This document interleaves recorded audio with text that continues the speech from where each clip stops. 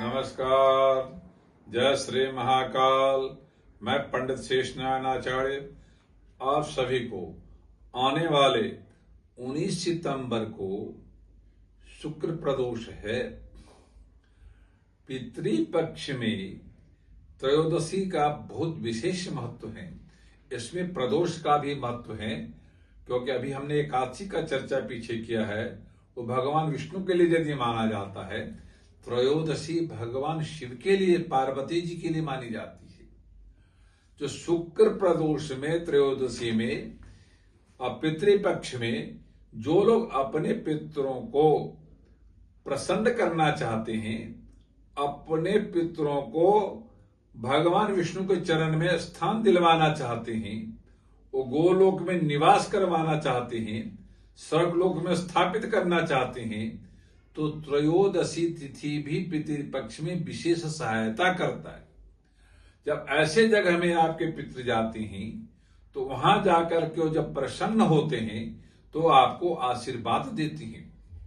शास्त्र मानता है, जो उनके संतान या उनके परिवार के द्वारा ऐसे विधि विधान के साथ भगवान शिव के त्रयोदशी में, प्रदोष में पूजा की जाती है, तो जब बेलपत्र का प्रयोग करते हैं तो कई जन्मों का पाप समाप्त होता है और आपको पुण्य की प्राप्ति होती है।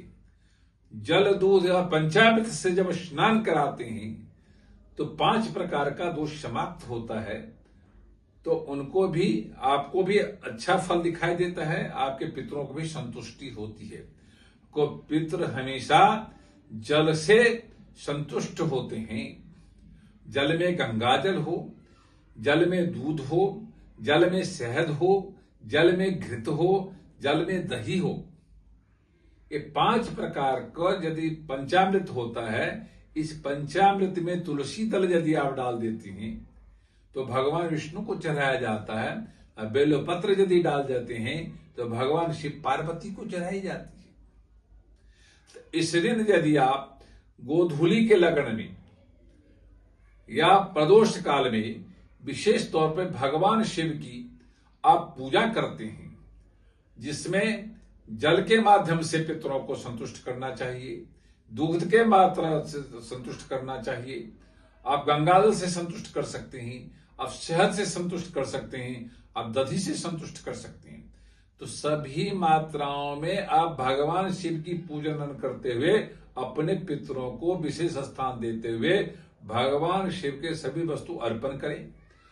और इस अर्पण करते हुए आप मन में एक विचार रखें या मन में कल्पना करें या मन में एक विशेष महत्व के साथ साथ आत्मा में एक ध्यान रखें, जो कि आप ये जो भी काम कर रहे हैं, भगवान शिव की जो आराधना करें, सारा मेरे पितरों के लिए अर्पण है।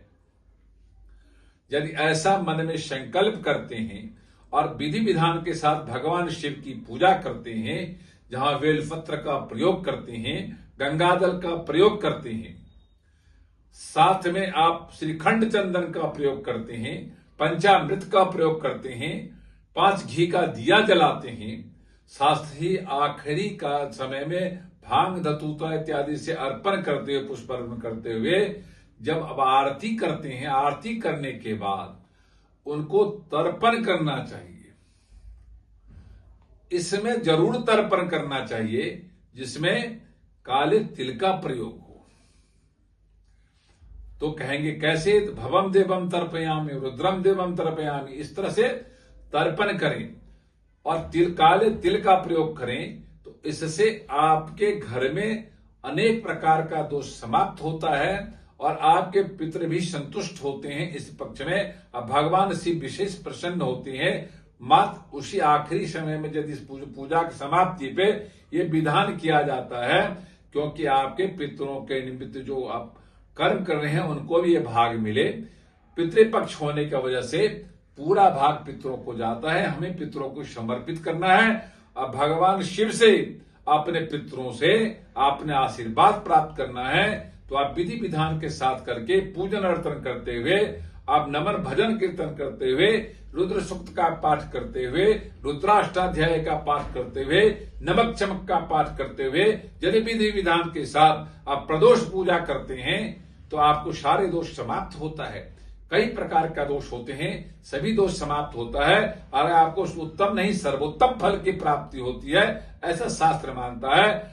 शुक्रवार होना और श्राद्ध का पक्ष होना और प्रदोष का समय होना सब सर्वोत्तम माना गया है। जो लोग इस विषय को मानते हैं या समझते हैं, सनातन धर्म को फॉलो करते हैं, इस विधान को जरूर करके देखें, आपको अच्छा फल दिखाई देगा। ये वीडियो यदि अच्छा लगा हो तो लाइक करना, सब्सक्राइब करना, शेयर करना ना भूलें। ओम शांति।